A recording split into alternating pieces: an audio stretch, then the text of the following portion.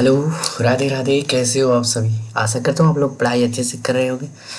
आज हम लोग जो है सेल पढ़ेंगे, ठीक है। और ये सभी एग्ज़ामों के लिए है। आप चाहे सीटेट कर रहे हो, बीपीएससी देने वाले हो, या KVS, D triple S B, या एच टेट, ठीक है। तो चलिए आज जो स्टार्ट करेंगे हम लोग सेल, सबसे पहले चलेंगे कि सेल क्या होता है, ठीक है।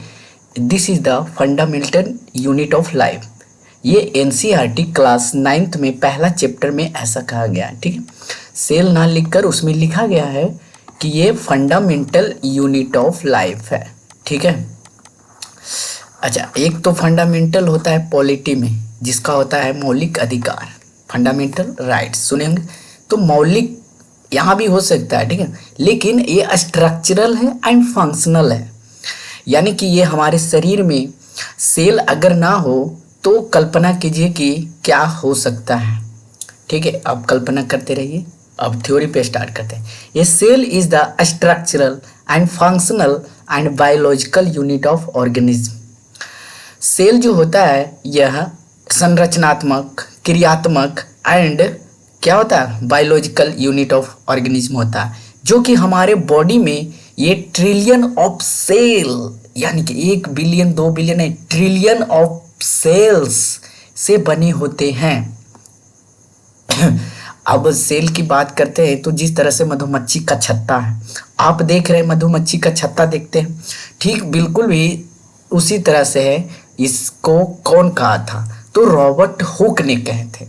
रॉबर्ट हुक ने कहा था कि मधुमक्खी का एक छत्ता जैसा दिखता है, और उन्होंने एक कॉर्क यानी कि लकड़ी के टुकड़े को जब माइक्रोस्कोप में देखा तब बोला था, ठीक है। अब ये एवरी सेल इज कंपोज, आगे पढ़ेंगे वो सब, ठीक है।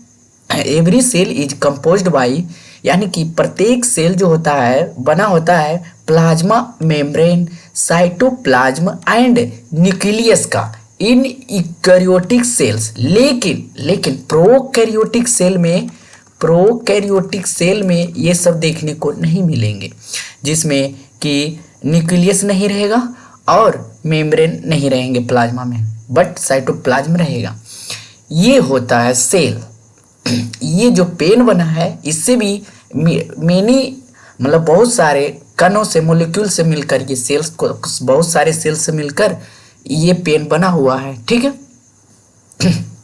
तब यहाँ जो डिफिनीशन दिया गया है कि all the living things are made up of cells from the tiniest, यानी कि छोटे बैक्टीरिया से लेकर लार्जेस्ट हवेल्स तक, यानी कि आप बाइक से लेके एरोप्लेन तक भी ऐसा रिलेट कर सकते हो कि ये सेल से बना हुआ, बस रिलेट करना है, ठीक है। जिस तरह से यहाँ कहा गया कि एक छोटी सी बैक्टीरिया से लेकर एक बड़े सा हवेल तक जो है सेल का बना होता है, कोशिकाओं से बना हुआ होता है, ट्रिलियंस ऑफ सेल्स मिलकर बने होते हैं, ठीक है।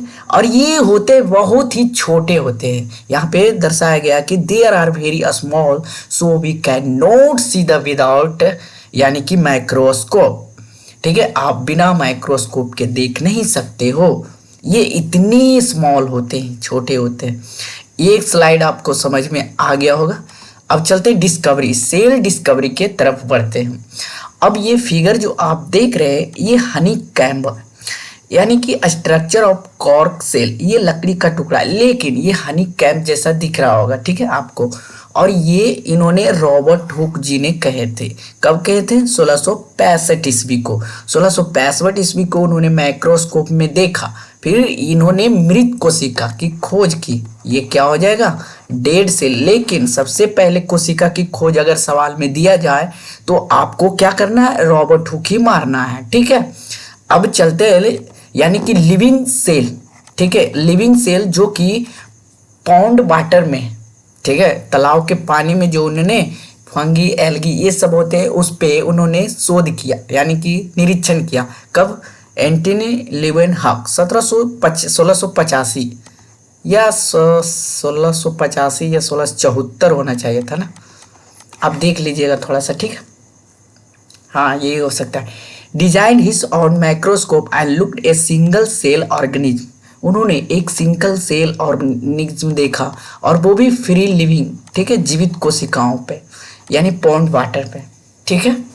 अब ये सब महाराज जो यहाँ पे हैं, आगे इन लोगों के बारे में भी देखते हैं। सेल थ्योरी कौन कौन दिए थे? शेल्डन एंड सॉन ने, ये भी पढ़ेंगे। रोडोल्फ जी के बारे में भी पढ़ेंगे आगे। यहाँ पे देखिए, अब ये जो ये तीन महान यानी कि जो भी कौन कौन है, शेल्डन, रोडोल्फ, थियोडर, या इन्हें भी स्वान कहा जाता है, इन्हें ही स्वान कहा जाता है।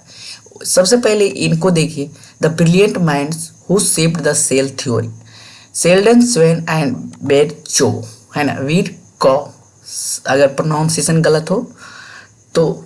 शेल्डन ने कहा था discovery plant are made up of a cell, discovered उन्होंने खोजा, प्लांट्स आर पौधे जो बने होते हैं made up of a cells. Schwann ji ने कहा extended it to animals saying they cells made to, यानी कि मानव यानी कि एनिमल सेल भी जो होता है made up of a cells ही होते हैं। अब वीर कौजी ने कहा था completed the puzzle starting cell some from existing cells, यानी कि कुछ एग्जिस्ट करते हैं कुछ नहीं करते हैं, ठीक है। The big rules theory all living things are made up of a cell, यानी कि ये फिर घूम घुमा के वही बात कह रहे हैं। और ये जो है आपको पीपीटी सारा जो हम टेलीग्राम चैनल पे आपको RCTGT एकेडमी सर्च कीजिएगा, या फिर आपको डिस्क्रिप्शन बॉक्स में इसको जो है लिंक दे दिया जाएगा, आप वहाँ से डाउनलोड कर लेंगे, ठीक है।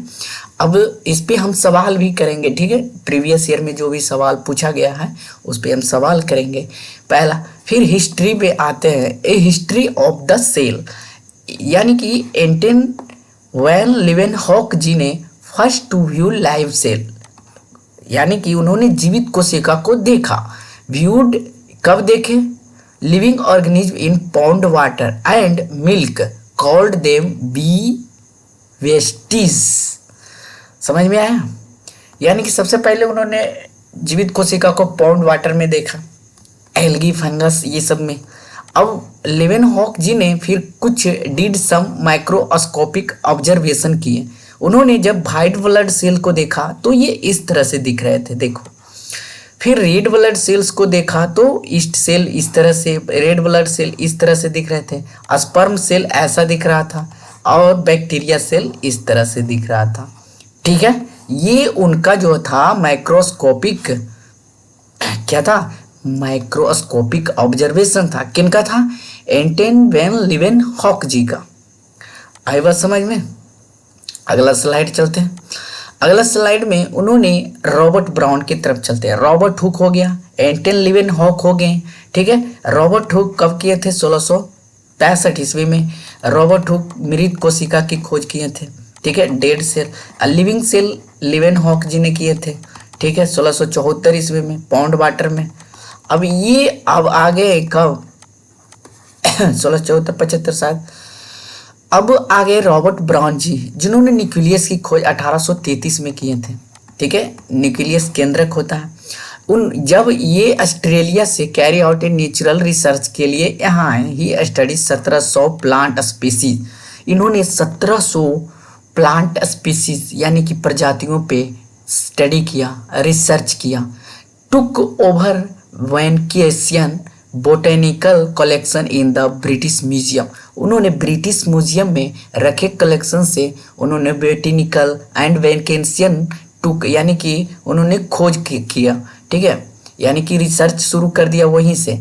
वाइल जब उन्होंने ऑब्जर्विंग कलेक्टेड प्लांट सेल, जब उन्होंने प्लांट पौधे पे ऑब्जर्विंग करना शुरू किया, ही डिस्कवर्ड, उन्होंने पाया an opaque spot in the middle of the cell and named it the nucleus, यानी कि सेल के बीच में जो भी दिख रहा था उनका नाम जो है उसका नाम क्या रख दिया? न्यूक्लियस बोला। कब बोला? रॉबर्ट ब्राउन 1833 ईस्वी में। फिर finding were published in the Linnean society paper, और ये उन्होंने जब कहा तो एक लेनियन सोसाइटी पेपर होता है, छप गया वहाँ 1833 में। तब वहाँ से हो गया he discovered that its structure was directly related to cellular tissue. Tissue आगे चैप्टर में पढ़ेंगे, ठीक है। अभी सेल पढ़ लेते हैं। अब फिर न्यूक्लियस का खोज 1831 ईस्वी में, रॉबर्ट ब्राउन 33 हो जाएगा ना, 33 ही होगा। रीजन ऑफ डिस्कवरी, उनका रीजन क्या था, तो प्रोमिनेंट इन मेनी सेल, उन्होंने बहुत सारे रिसर्च किए थे प्लांट पे, slightly darker than surrounding cytoplasm and organelles.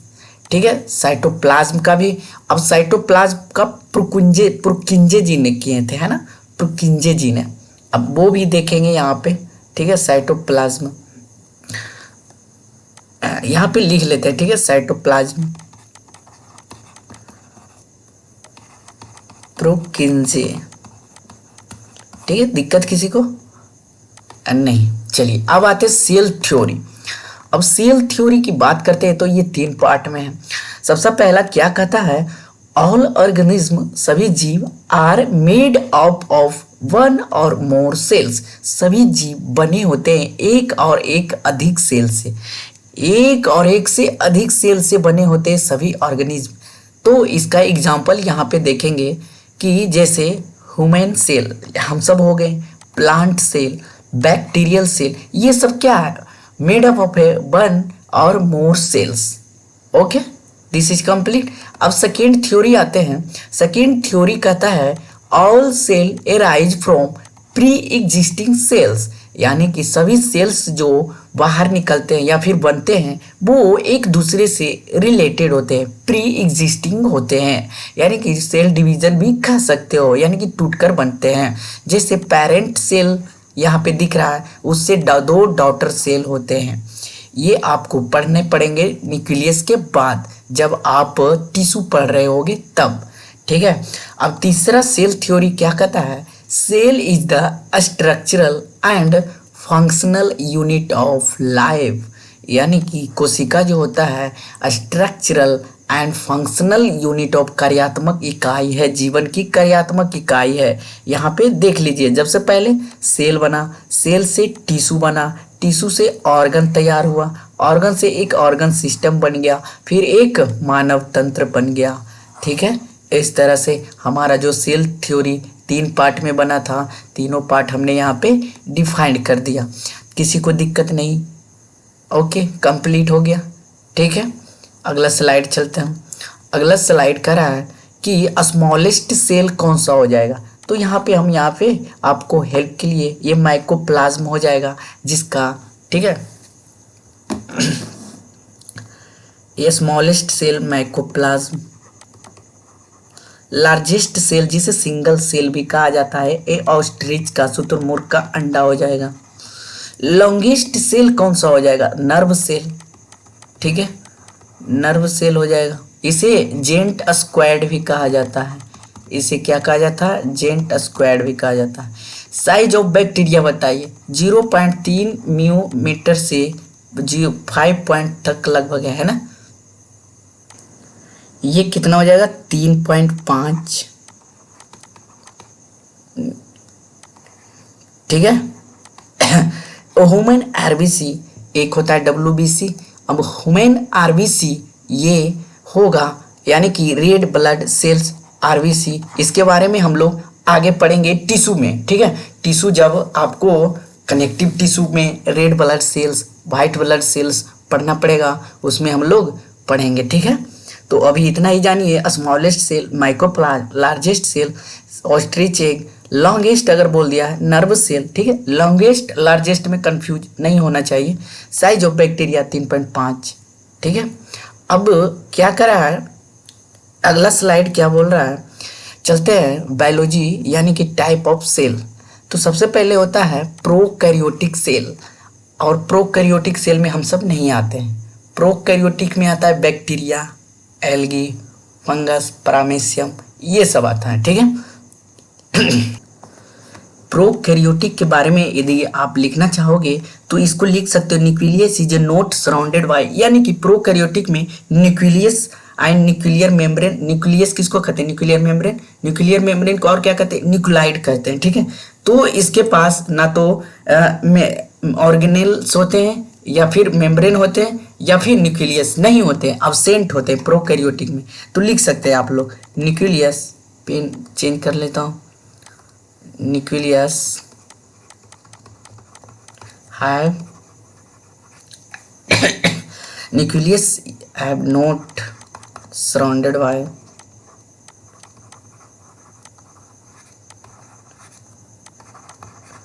Membrane, क्या हो जाएगा, न्यूक्लियर मेम्ब्रेन।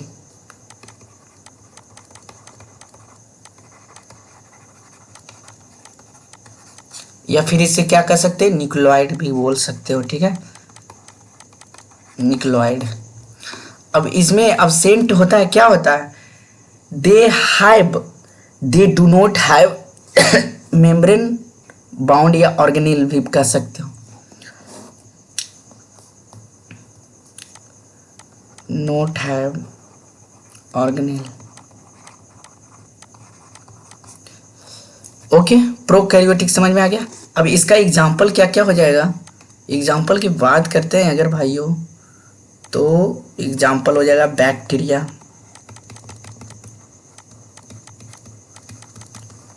और क्या क्या हो जाएगा, बैक्टीरिया हो जाएगा, ब्लू ग्रीन एल्गी हो जाएगा, माइकोप्लाज्म हो जाएगा, ठीक है,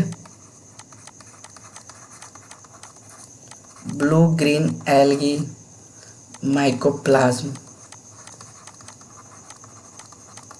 ये सब हो गया, ठीक है।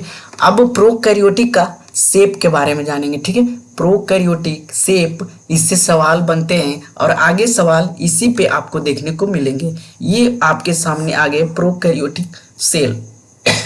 Prokaryotic cell like those found bacteria and archaea, ये बैक्टीरिया एंड आर्किया में पाए जाते हैं, जो कि वेराइटी ऑफ शेप्स होते हैं, इंक्लूडिंग जैसे स्फेरिकल को कुकी कहा जाता है, रोड शेप्ड, यानी कि स्फेरिकल कैसा हो जाएगा, गोल गोल, रोड शेप्ड कैसा हो जाएगा, इस तरह से, स्पाइरल किस तरह से हो जाएगा, इस तरह से, कॉमा किस तरह से हो जाएगा, इस तरह से,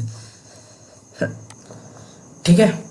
तो यहाँ पे फिगर देखिए, ये इमेज यहाँ पे देखिए, यहाँ पे डिस्क्रिप्शन, यानी कि किस तरह से होता है, राउंड होता है, ये रॉड आकार का होता है, वेब्रियो कर्व्ड रॉड का होता है, कोकोवैक्लिस शॉर्ट रॉड का होता है, स्पैरलम स्पायरल का होता है, स्पायरकेट लॉन्ग लूज एंड हाँ हेलिकल स्पायरल होता है। तो यहाँ पे आपको इमेज इस तरह से है। तो आपको समझ में आ गया कि प्रोकैरियोटिक सेल का शेप है ना, शेप इस तरह से होता है। आपको एग्जाम में पूछ दिया जाए कि वैक्लिस शेप कैसा होता है, तो रोड शेप्ड, कुकी कैसा होता है, स्फेरिकल, वेब्रियो कैसा होता है, ठीक है। तो अगर वेब्रियो पूछ दिया जाए तो ये कॉमा ऐसे होता है, कॉमा शेप्ड का, ठीक है। अब आपको पूछ दिया जाए वैक्लिस कैसा होता है, वैक्ली कैसा होता है, तो आप बोल दोगे रोड शेप्ड का होता है, कैसा होता है, रोड शेप्ड का। अगर आपको पूछ दिया जाए कुकी कैसा होता है, तो ये क्या हो जाएगा, रॉड शेप्ड का, ये भी हो जाएगा, स्फेरिकल हो जाएगा, सॉरी स्फेरिकल हो जाएगा। ओके, समझ में आ गया। अब चलते हैं अगला slide, what is cell structure, ठीक है। अब cell structure, what is the cell structure, cell structure comprise individual components with a specific function essential to carry out life process, यानी कि ये सब इंक्लूड करता है सेल स्ट्रक्चर में क्या क्या होना चाहिए, cell wall, cell membrane, cytoplasm, nucleus and cell organelle, ये सब क्या हो गया, एक स्ट्रक्चर हो गया। अच्छा, कोई चीज़ को बनाने के लिए स्ट्रक्चर की ज़रूरत पड़ती है, जैसे आप घर बना रहे हो उसके लिए भी स्ट्रक्चर की ज़रूरत पड़ती है, तो ये हमारा स्ट्रक्चर हो गया। ठीक है, किसी को दिक्कत नहीं। अब क्या होगा अगला, सेल स्ट्रक्चर के बाद सेल इनवेलप। अच्छा, सेल स्ट्रक्चर में एक फिगर होता है जो कि बैक्टीरिया का होता है, बैक्टीरिया फिगर इस तरह से होता है, हम बना देते हैं, ठीक है।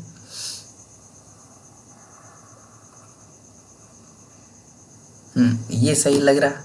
और एक ये इस तरह से होता है, ये आ जाओ ऐसे, यानी कि किनारे किनारे जो होता है ऐसे ऊपर से। अब यहाँ पे एक ऐसे दाना की तरह, ठीक है। अब इसमें जो है आपको नामकरण करना पड़ेगा, ठीक है। अगर आपने नामकरण करने में अच्छे हैं तो कर सकते हो। इसको क्या लिख सकते हैं, अब इसके जो बाहर है यहाँ, ये क्या लिख सकते हो, इसको क्या लिख सकते हो, और इसको जो दाना दाना सा है इसको क्या लिख सकते हो, और ये सर्कल सा है इसको क्या लिख सकते हो, और ये जो गैप है इसमें इसको क्या लिख सकते हो, और ये इस तरह से एक होता है इसको क्या लिख सकते हो। तो ये न्यूक्लियर मटेरियल हो गया, ठीक है। Nuclear material. और ये क्या हो गया, मेसोमेस, ठीक है, ये क्या हो गया, मेसोमेस। और एक होता है, ये क्या हो गया, सेल बॉल। देखिए सेल बॉल इसका बाहर है, ये अंदर वाला क्या हो जाएगा, प्लाज्मा मेम्ब्रेन, प्लाज्मा मेम्ब्रेन। अब ये दाना दाना कौन सा हो जाएगा, ये 70s रोबोसोम्स होता है, ठीक है, रोबोसोम्स। आपको पूछ दिया जाए बैक्टीरिया में कितने रोबोसोम्स होते हैं, तो ये 70 रोबोसोम्स। ये क्या होता है, प्लाज्मिड होता है, ठीक है। और ये क्या होता है, फ्लैजेलम होता है, फ्लैजेलम, ठीक है, फ्लैजेलम होता है। इतना समझ में आ गया। तो ये हमारा सेल ऑफ स्ट्रक्चर, बैक्टीरिया का स्ट्रक्चर ऑफ ओवरव्यू देख लिए। और cell of structure, cytoplasm, nucleus, cell membrane, chitin, cell wall, mitochondria, vacuoles, ये सारा चीज आगे पढ़ेंगे। क्या होता है सेल मेम्ब्रेन, क्या होता है न्यूक्लियस, क्या होता है सेल वॉल, क्या होता है सेल वॉल का पार्ट पढ़ेंगे, ठीक है। ये सब सारा आगे पढ़ेंगे। अभी पहले इसका जो है थोड़ा सा ऊपर ऊपर पढ़ा रहा हूँ। सेल इनवेलप में होता है, cell envelope based on staining. इस किस पे आधारित होता है, बेस्ड ऑन स्टेनिंग। तो सबसे पहले इसको हम करेंगे। पहला होता है ग्लाइको कैलिक्स, ग्लाइको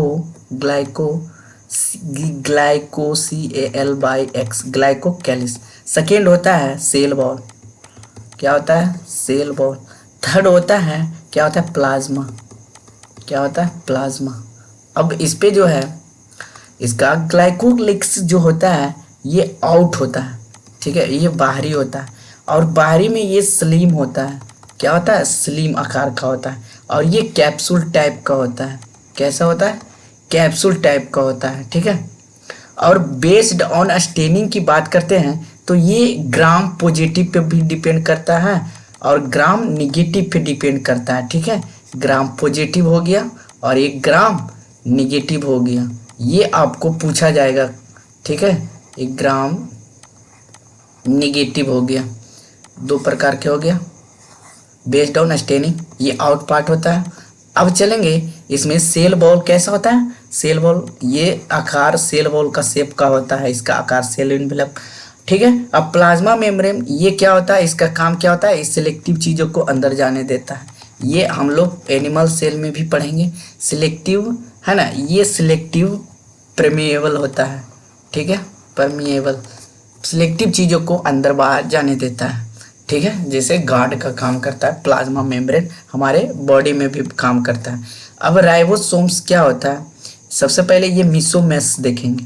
ये मिसोमस होता है इनफोल्डिंग ऑफ प्लाज्मा मेम्ब्रेन, यानी कि प्लाज्मा मेम्ब्रेन को इनफोल्ड करता है, ठीक है। तो इसको लिख लेंगे इनफोल्डिंग ऑफ प्लाज्मा मेम्ब्रेन। ये प्लाज्मा मेम्ब्रेन का इनफोल्डिंग होता है, मेम्ब्रेन, ठीक है। इसको ये SAPM का SA साइज SA, इसको SA/PM कहते हैं, ठीक है, plasma membrane, SA of plasma membrane. या फिर इसको क्या कहते हैं, क्रोमेटोफायर्स। ये उतना पूछता नहीं है, ठीक है। अब ये ऐसे सीधे कर सकते हो, एक्सटेंशन ऑफ साइटोप्लाज्म, क्या कर सकते हो, एक्सटेंशन ऑफ कहाँ गया यार बेट, एक्सटेंशन ऑफ साइटोप्लाज्म, ठीक है। अब इंक्लूजन बॉडी से पहले राइबोसोम की तरफ चलते हैं, ठीक है। अब राइबोसोम्स ये मेड प्रोटीन का कार्य करता, प्रोटीन बनाने का कार्य करता है राइबोसोम्स। अगर पृथ्वी हमारे अति अंदर बॉडी में नहीं होगा तो ये नहीं हो सकता है, ठीक है। ये बना होता है 50S एंड 30S यूनिट से, ठीक है, ये 30S यूनिट से बना हुआ होता है, आपको पूछ दिया जाएगा। और बाकी जो होता है ये 70S यूनिट प्रोटीन सिंथेसिस करता है। कितना प्रोटीन सिंथेसिस करता है, तो 70S, तो लिख देंगे प्रोटीन सिंथेसिस 70S सिंथेसिस।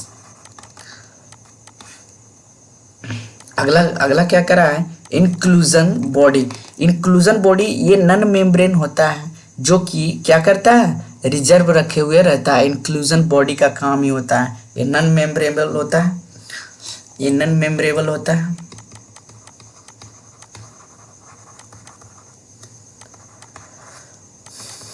ठीक है। जैसे फास्फोरस को अंदर रखता है और जो भी होता है मटेरियल पदार्थ, ठीक है, उसको ये संजोए रखता है। अब आगे चलते हैं, अगला सवाल ये आ गया सवाल, ये एच टेट का सवाल है, ठीक है, एच टेट का सवाल है, प्रीवियस ईयर सवाल है।